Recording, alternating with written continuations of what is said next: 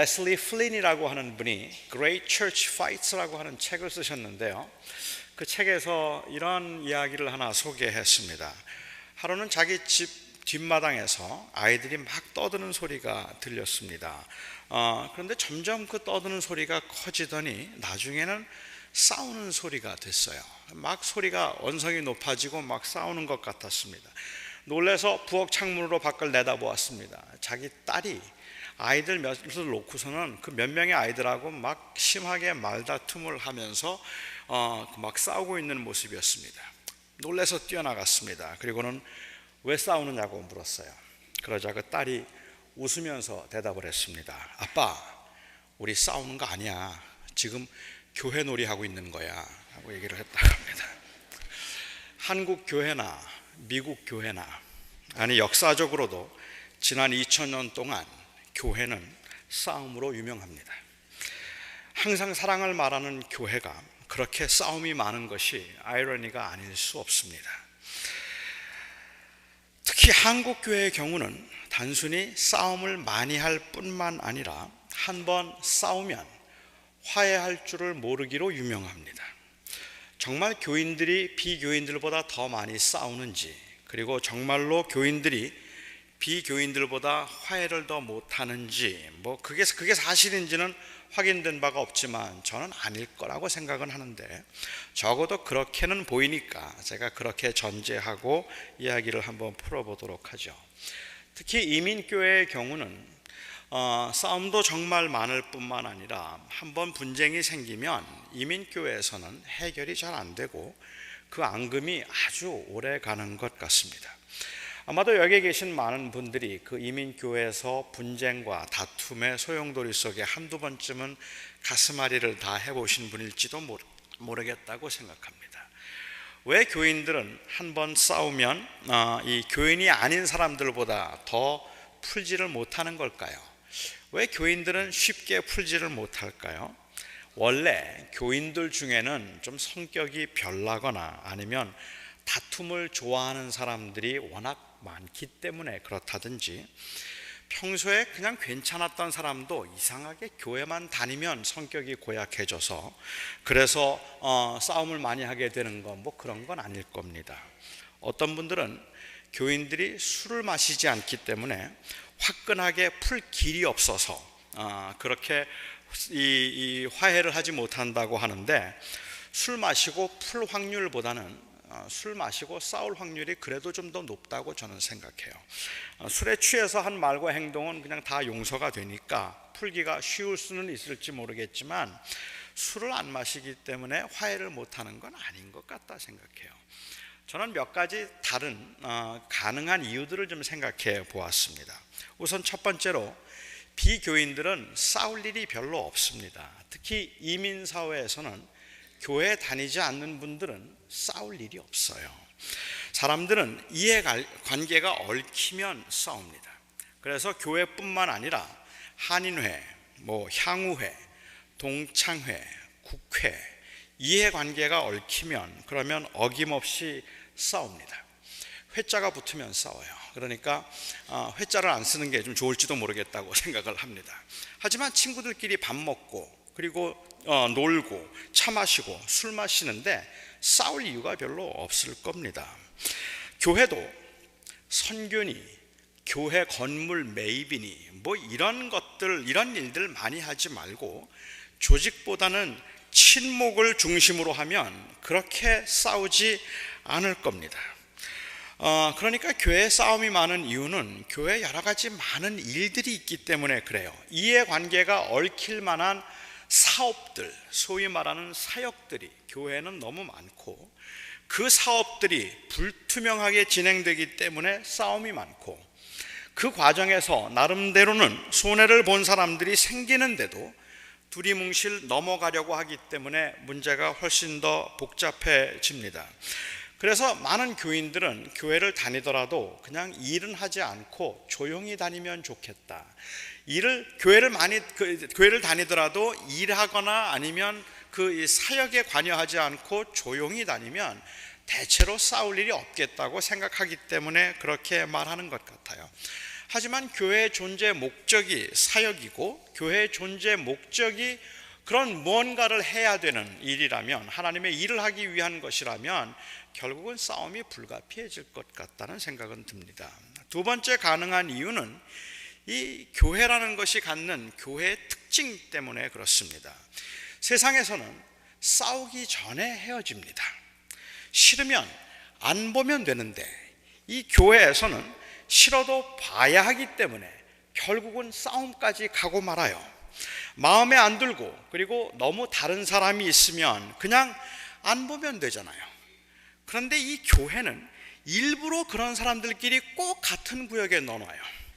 그리고 내가 좀 마찰을 피하려고 하면 그러면 용서와 포용을 모르는 아주 고약하고 믿음이 없는 사람 취급을 해서 여간 불편한 게 아닙니다.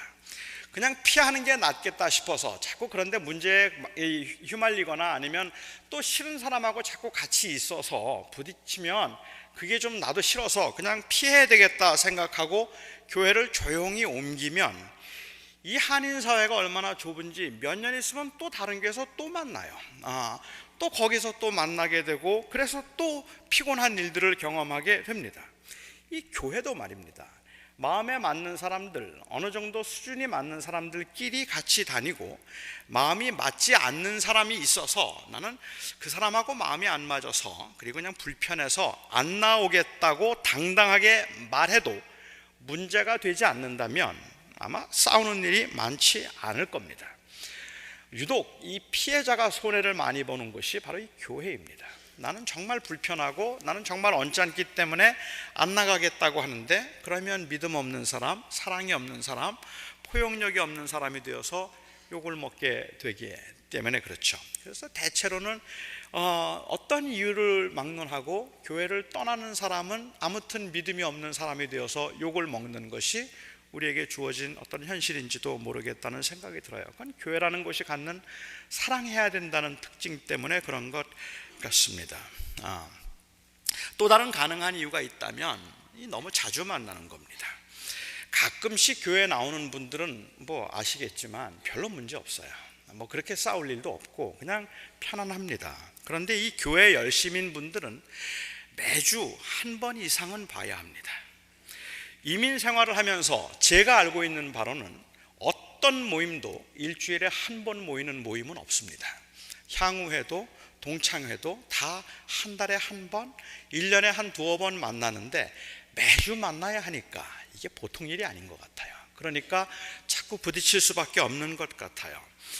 교회에서 이 한번 싸우면 잘 풀리지 않는 이유가 있다면 사실은 시간이 없어서 그런 것 같다는 생각이 들어요. 원래 한 달쯤 안 보면 감정이 좀 누그러지기도 할 텐데 어제 싸우고 수요일날 또 만나고 주일날 또 만나야 되고 그 다음 수요일날 또 만나니까 도대체 풀 시간이 없는 것 같아요.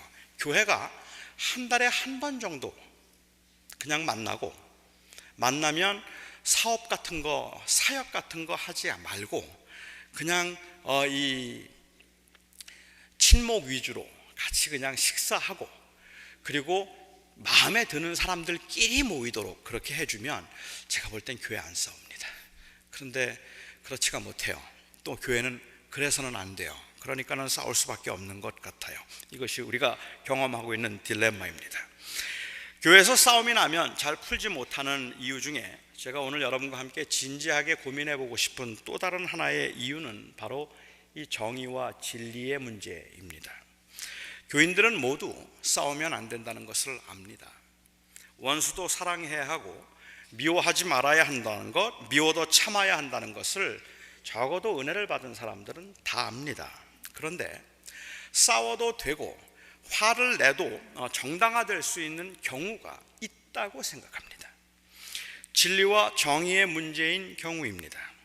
그래서 거의 모든 경우에 교회에서 생기는 싸움은 아주 사소한 감정이나 아니면 그냥 별로 중요해 보이지 않는 이해관계에서부터 시작된 것이었음에도 불구하고 그 싸움의 결국은 대체로 옳고 그름의 문제로 귀결됩니다. 다시 말해서 나는 아무개 집사가 정말 마음에 안 들어요. 나는 그 집사 정말 싫어 라고 말하면 교인이 그러면 되느냐든지 마음에 안 들어도 사랑해야 한다든지 하는 책망을 듣기 십상이고, 그렇게 말한 사람이 오히려 나쁜 사람이 됩니다. 그렇지만 그 상대방이 가지고 있는 신학적인 이유나 아니면 그 사람이 가지고 있는 하나님의 사람으로서의 자격 여부를 논하기 시작하면, 그러면 그 사람을 미워하는 것에 명분이 생깁니다. 소외되는 것 같고 서운한 일이 있을 때여도 일반 단체에서는 자꾸 나를 소외시키고 그냥 서운하게 만들기 때문에 나는 그 단체가 싫다고 말하면 되는데, 교회에서는 그렇게 말하는 사람이 믿음이 없는 사람이 되어버리기 때문에 믿음이 좋은데도 불구하고 그 사람에 대해서 불평하거나 함께하지 않을 수 있는 정당한 이유를 자꾸만 찾으려고 한다는 말입니다. 목사가 선교라는 명목으로 돈을 마음대로 썼다고 가정을 해보면, 다른 단체라면 이 대표나 책임자가 그렇게 마음대로 돈을 가져다 쓰는 것이 불법인가 아닌가 그것만 논하면 되지만, 교회에서는 주의 종이니 선한 사업을 위한 믿음의 일이니 거기다가 하나님의 뜻과 성령의 인도하심까지 거론되면 불법을 지적하는 사람들은 갑자기 하나님을 대적하는 마귀가 될 수도 있습니다. 이해관계의 문제가 아니라 진리의 문제, 정의의 문제가 일단 되고 나면 거기에는 중간지대란 없고 결국은 양극화되는 수밖에 없는 겁니다. 이건 마치 한국에서도 그리고 독일에서도 지금까지 역사를 보면 이 이데올로기의 문제 앞에서 전쟁도 그리고 아주 잔혹한 참사도 충분히 가능하고 정당화될 수 있었던 것과 크게 다르지 않습니다. 우리 교회 역사를 보아도 서로를 물고 죽여야 할 만큼 심각한 진리의 문제는 그리 많지 않았습니다. 구도자의 입장에서 함께 고민하고 풀어보면 될 문제들이었거나 아니면 조금만 더 이해하고 기다려 주었으면 되었을 문제들조차도, 아니 심지어는 너무 눈에 빤히 보이는 권력 다툼의 문제도 교회는 언제나 이것을 진리의 문제로 만들어 버렸습니다. 그래야 싸움이 정당화되기 때문입니다. 그런데 이 진리와 정의의 문제는 아주 심각합니다. 진리의 문제는 용납해서도 안 되고 타협해도 안 되고 용서를 해도 안 되기 때문입니다. 개인의 이해관계라면 포용이 되지만 진리의 문제면 그것은 타협이 되고, 입장의 차이일 때는 수용이 되겠지만 진리의 문제일 때는 변절이 되기 때문입니다.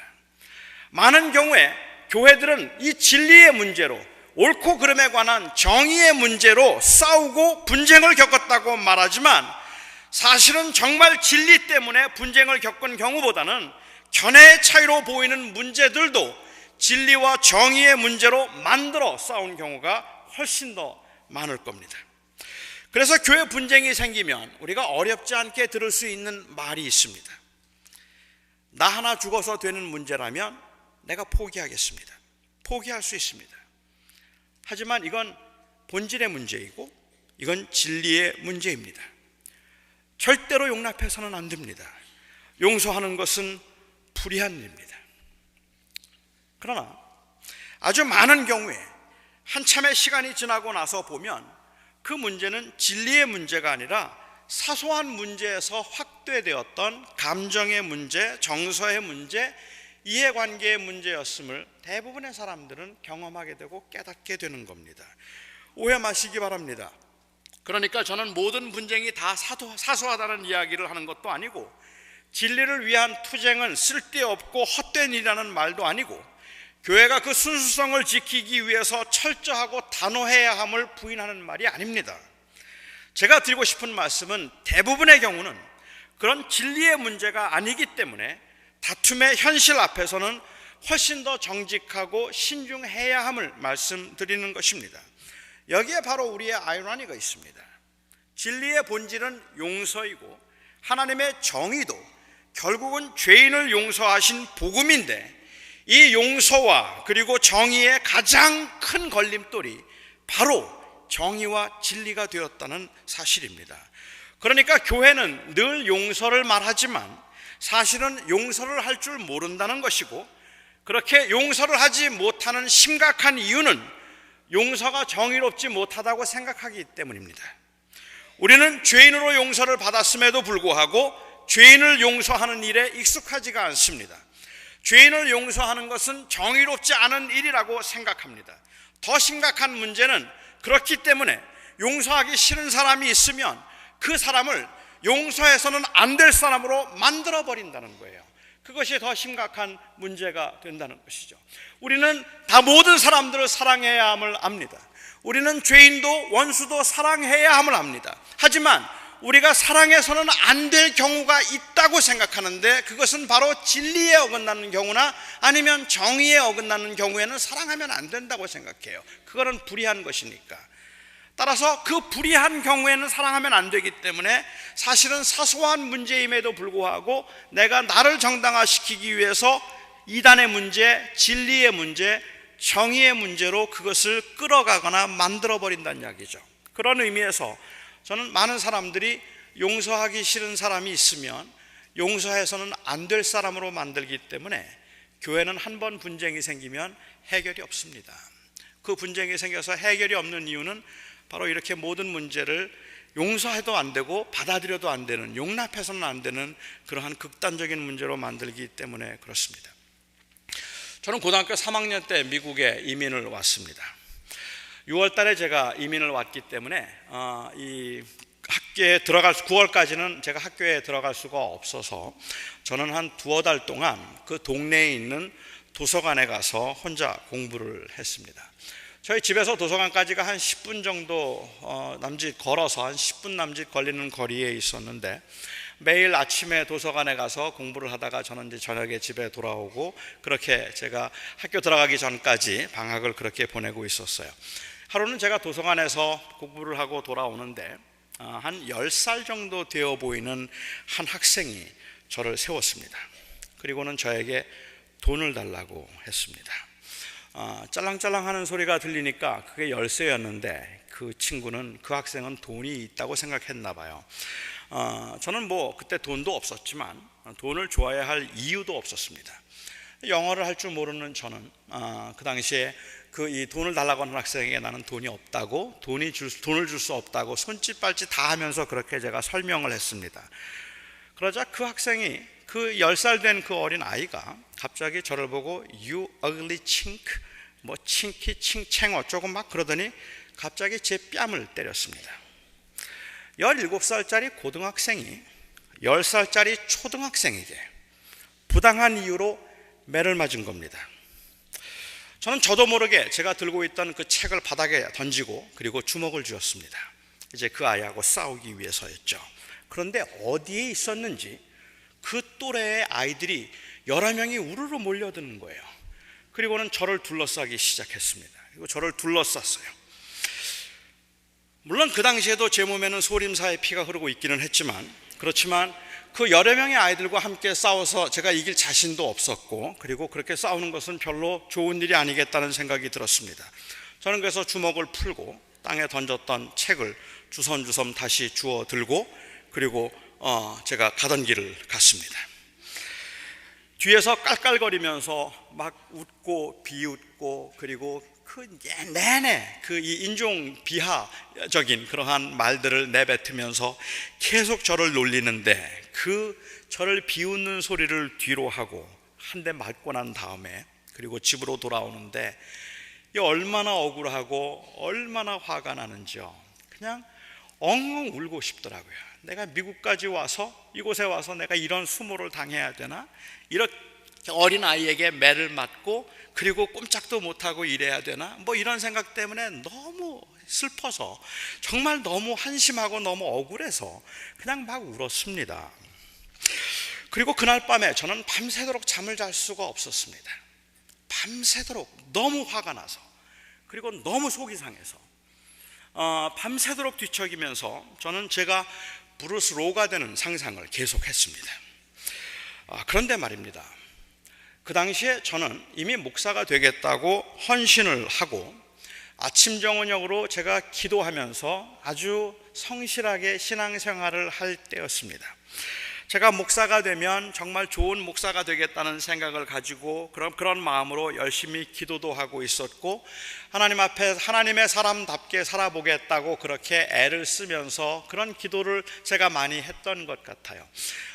그 당시에 읽었던 어떤 이 순교자라는 책 때문에 제가 주를 위해서 순교까지도 할 수 있으면 좋겠습니다, 뭐 그런 기도도 했던 기억이 있습니다. 목사가 되겠다고 헌신한 사람이니까, 그러니까 목사답게 그런 인품을 내가 만들어야 된다는 생각도 하고 있어서 그날도 사실은 찬송을 부르면서 저는 집으로 돌아오고 있었던 것입니다. 그러다가 매를 맞았잖아요. 억울한 일을 당했잖아요.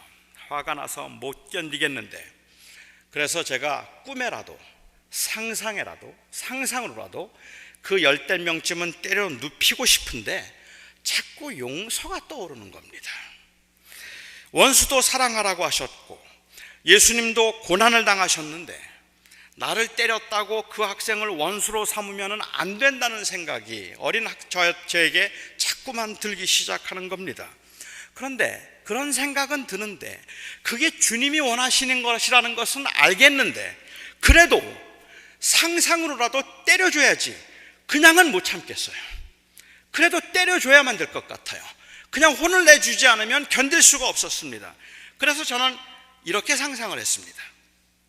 그 아이들이 저를 때리고 난 다음에 자기들끼리 모여서 낄낄거리면서 하나님을 욕하는 겁니다. 제가 들고 있던 성경책을 보고 뭐 하나님이 어떻고 뭐 하면서 하나님을 막 욕하는 겁니다. 그리고 지나가는 다른 아이를 하나 붙잡고는 또 돈을 달라고 하면서 또 놀렸습니다. 그때 제가 혜성처럼 나타나서 나를 괴롭히고 때리는 것은 내가 용서하지만 약한 사람을 괴롭히고 하나님을 욕하는 자는 내가 그냥 둘 수 없다, 그렇게 말하고는 팔극권, 금강권, 소림 매화권 그리고 당랑권을 사용해서 제가 그 아이들을 모두 다 때려 눕히는 겁니다. 어떻습니까? 너무 멋있죠? 진짜 근사하잖아요. 얼마나 정의롭습니까? 정의로운 사도가 되는 겁니다. 주님이 용서를 원하신다는 것은 알고 있었지만 사실 저는 용서하는 것이 정의롭지 못한 구실을 찾고 있었던 것입니다. 제가 원했던 것은 복수를 하는 것이었으니까요. 그렇게 복수를 하기 위해서 어떻게 하면 내 복수가 정당화될까 하는 것을 찾고 있었습니다. 그들이 정의롭지 못하다면, 약한 자를 괴롭히고 하나님을 욕하는 자들이라면 그들을 내가 때려 주어도 화해하지 않고 용서하지 않아도 정당하다고 생각했습니다. 십자군 전쟁이 그래서 일어난 걸 겁니다. 교회 거의 모든 분쟁들도 사실은 다 이렇게 정당화된 것입니다. 용서하면 안 될 만한 그럴듯한 이유, 하나님의 영광이라는 이름으로, 하나님의 나라를 이룬다는 이름으로 우리가 행했던 일이지만 사실은 그 중심에는, 그런 경우조차 하나님은 사랑하라고 말씀하시는데 우리 안에 우리의 이 미움을 정당화시키기 위한 구실을 찾았던 것입니다. 물론 주님은 정의롭지 못한 것을 용납하고 타협하라고 말씀하지 않으셨습니다. 그래서 내 형제가 만일 범죄하거든 그를 경고하라고 하셨습니다. 하지만 회개하면 용서하라고 하셨어요. 그런데 사실은 그 다음에 하신 말씀이 정말 어렵습니다. 이해도 어려워요. 만일 하루에 7번이라도 네게 죄를 짓고 7번 돌아와 내가 회개하노라 하거든 너는 용서하라. 주님께서 마태복음 18장에서 베드로에게 하신 말씀은 70번에 7번까지라도 용서하라고 하셨습니다. 이 말씀이 제게 어려운 이유는 단순히 그렇게 하루에 7번씩 용서할 수 있는가 하는 그러한 능력의 문제 때문에 그런 것이 아니라, 제가 할 수 있는가 하는 것의 문제 때문에 그런 것이 아니라, 하루에 7번씩 70번에 7번씩 똑같은 죄를 반복하면서 와서 회개하는 사람이 진정으로 회개했다고 말할 수 있는가 하는 것 때문에 어렵다는 말입니다. 그렇게 말하는 것이 정말 회개한 겁니까? 진심으로 뉘우쳤다는 그 진심으로 뉘우침의 증거는 다시는 그러지 않는 것이어야 하는데, 하루에 7번씩 같은 일을 반복한다면 과연 그것을 진정한 회개라고 볼 수 있겠습니까? 한 번은 용서할 수 있습니다. 두 번은 실수라고 생각할 수 있습니다. 하지만 세 번째 또 똑같은 죄를 짓고 와서 잘못했다고 말한다면 이것은 이 사람이 회개하고 있지 않은 것이기 때문에 이 사람을 용서해 주는 것은 정당한 일이 아니라는 생각이 사실은 7번씩 용서할 수 없게 만드는 거 아닙니까? 내가 그 사람을 용서하면 안 된다는 그런 생각을 하고 있어서가 아니라, 너무 화가 나서가 아니라, 화가 나지 않더라도 그렇더라도 이거는 정의로운 일도 아니고 정당한 일이 아니라고 생각하기 때문에 그렇습니다. 진정으로 회개하지 않는 사람을 용서하는 것, 그거는 불의임 아닙니까?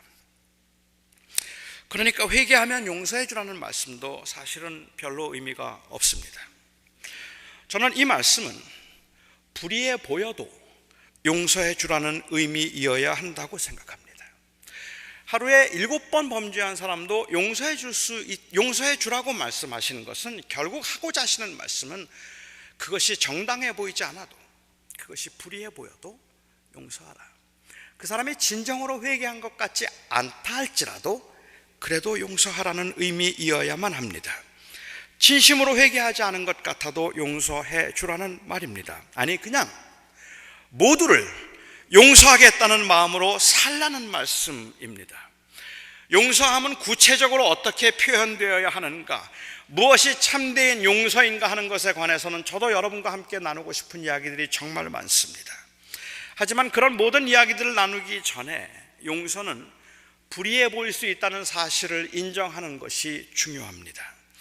인간의 죄를 용서하기 위해서 당신이 친히 죽음의 길을 간 것이 수없이 배신과 범죄를 행하는 우리를 무조건 사랑하신 것이 부당해 보인다면, 그럼에도 그것을 무조건적인 헌신의 사랑이라고 부른다면, 우리가 그것을 복음이라고 부른다면, 용서함의 가장 큰 장애물은 바로 정의로움이고 진리스러움이라는 사실을 우리는 인정해야 합니다. 최근 한국의 대형교회에서 담임 목사에 대한 신앙 문제와, 그리고 너무 크고 호화스러운 교회당 건물 건축으로 인해서 그 교회에 분쟁이 생긴 것 같습니다. 많은 비기독교인들이 보는 가운데 지하철역 앞에서 이 교인들 한 1000명 가까이 되는 수많은 교인들이 양쪽으로 나뉘어서 서로 찬송가와 고성기도로 서로의 집회를 방해하는 일이 얼마 전에 있었습니다. 저는 힘 있는 자들이 조금 더 너그러움을 보여주었으면 좋겠다는 아쉬움이 있지만, 누구의 잘잘못을 말하기 전에 잘못된 것은, 잘잘못은 분명히 가려져야 된다고 저는 생각하지만, 저런 상황에서 과연 예수 그리스도의 용서는 어떤 위력이 있을까? 예수 그리스도의 용서란 무엇일까 하는 것을 생각해 보았습니다. 서로가 정말 복음 앞에서 진리와 정의를 말하고 있는 것일까? 다시 말씀드립니다. 진리와 정의를 말한다는 것이, 저는 제가 드리고 싶은 말씀은 정말 이 죽을 수밖에 없는 죄인을 용서하시고, 그리고 말도 안 되는 엄청난 그 사랑을 위해서 스스로 이 땅에 오셔서 이 고난의 길을 가신 그 엄청난 사랑을 우리가 받아서 그 사랑 때문에 영원한 기업을 소유하게 되었다고 말하고 있는 우리들이 바로 이 복음 앞에서 정의와 진리를 말하고 있는가? 아니면 혹 용서하는 것은 부당하고 불의하다는 자세로 상대방을 대하고 있는 것은 아닐까? 그렇다면 분쟁과 그리고 다툼이 불가피한 상황에서 도대체 복음의 능력이란 무엇일까 하는 것을 고민하지 않을 수 없다는 말입니다. 너무 기초적인 이야기처럼 들릴지도 모르지만 성탄의 메시지는 용서의 메시지입니다. 이 땅에 임한 평화가 하나님께서 부당해 보이는 어처구니 없는 사랑을 베풀므로 임한 것입니다. 이런 죄인을 70번에 7번씩 용서해 주는 것이 과연 정당한 일입니까? 그런데 하나님이 그렇게 하셨습니다. 성탄이 복음인 것은 바로 이 용서 때문입니다. 한국에서도, 그리고 미국 와서 이민 와서 살고 있는 이 미국에서도 요즘은 너무 많은 사람들의 마음속에 미움과 분노가 있습니다. 특히 이 세상이 너무 부당해 보이고 사람들의 말과 행동이 너무 못마땅해서 생긴 미움의 상처가 너무 깊고 큽니다. 교회에서의 실망으로 인한 분노도 있고 지도자들로부터 받은 그러한 경험한 배신감도 있습니다.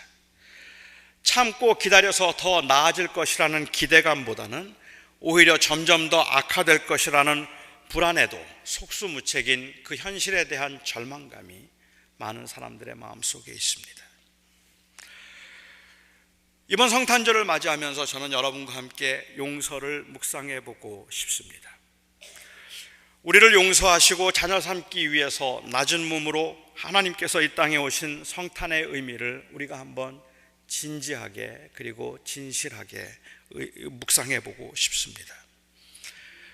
우리의 마음속에 있던 그 용서할 수 없었던 사람, 용서하는 게 정말 부당하다고 생각되던 그 사람을 사랑하는 성도 여러분, 이제 그만 놓아주십시다. 이제 우리 그만 잊어버립시다.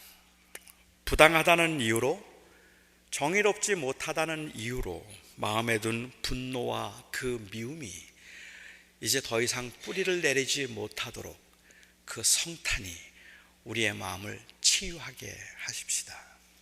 정당하지 않아 보이지만 이거는 옳은 일이 아니라는 생각에 지금도 밤잠을 이룰 수 없을 만큼 너무너무 억울하지만, 그렇지만 우리가 그것을 한번 내려놓아 봅시다.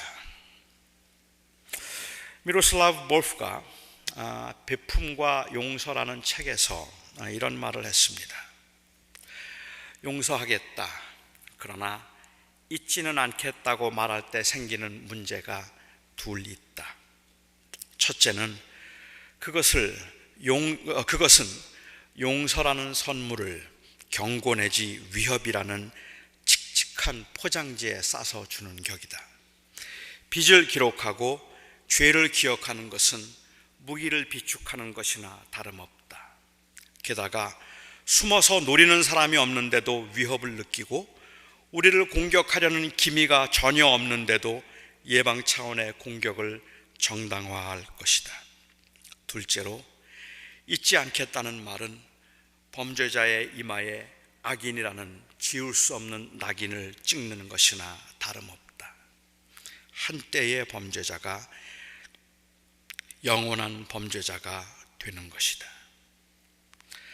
70번에 7번씩 용서를 가능하게 하는 것, 하루에 7번이라도 용서를 가능하게 하는 것, 그것을 잊어버릴 수 있을 때뿐입니다.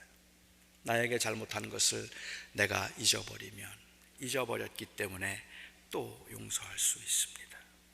성탄의 위대함은 바로 이 용서의 위력, 잊어버림에 있다고 생각합니다. 하나님은 우리를 자녀 삼으시면서 우리가 하나님과 원수됐던 때를 잊기로 하셨습니다.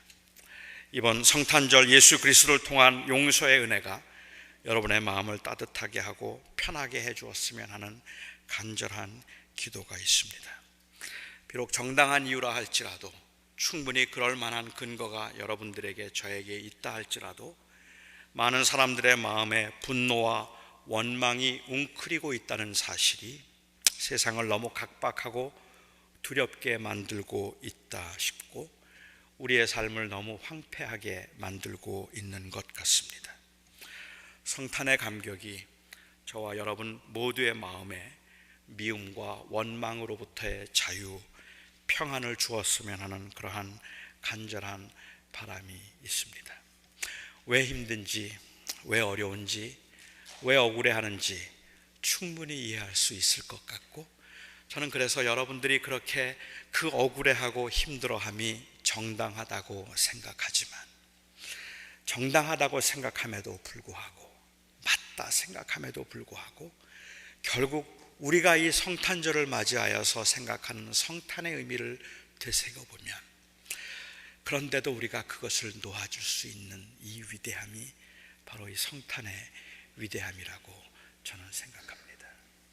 여러분의 마음속에 뿌리 깊게 내리고 있는 그 원망, 내가 이 사람만은 절대로 용서할 수 없고 내가 그 말은 내 평생에 잊지 않고 기억하겠다 생각되는, 그래서 마음에 새겨두고 다짐했던 그것들도 이번 성탄절을 맞이해서 여러분들이 한번 내려놓을 수 있다면, 그것을 그냥 내려놓을 수 있고 잊어버리겠다 생각할 수 있다면, 그것이 진정으로 저희들의 마음을 따뜻하게 만들고 세상을 따뜻하게 만들 거라고 생각합니다.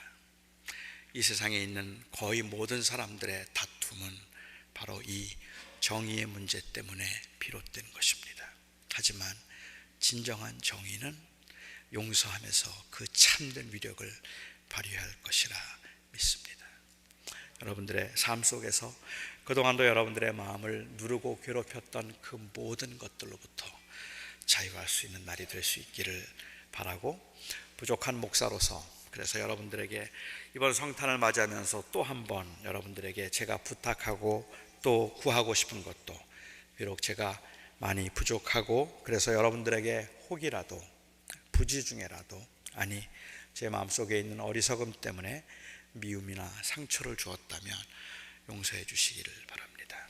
그래서 2014년 우리가 시작할 때 우리 모두의 마음속에 그 은혜로 인한 그 용서의 그 따뜻함이 우리의 삶을 주도하는 그러한 소중한 한 해가 될 수 있기를 바랍니다. 예수님께서 이를 위해서 오셨습니다. 그리고 죽으셨습니다. 기도하겠습니다. 우리 함께 기도하는 시간 갖도록 합니다. 자비로우신 아버지 하나님, 참 부족합니다. 저희들의 마음속에는 너무 섭섭하고 억울하고 답답하고 세상도 너무 부당한 것 같고 내가 원하는 대로 되는 건 아무것도 없는 것 같아서 우리들이 그렇게 마음의 여유를 가질 수가 없습니다. 하나님, 그러나 이 부족한 제가 이번 성탄을 맞이하여서 주님 앞에 간절히 기도하옵는 것은 우리 사랑하는 성도들의 마음을 주님 그 성탄의 은혜로 만져주시옵소서.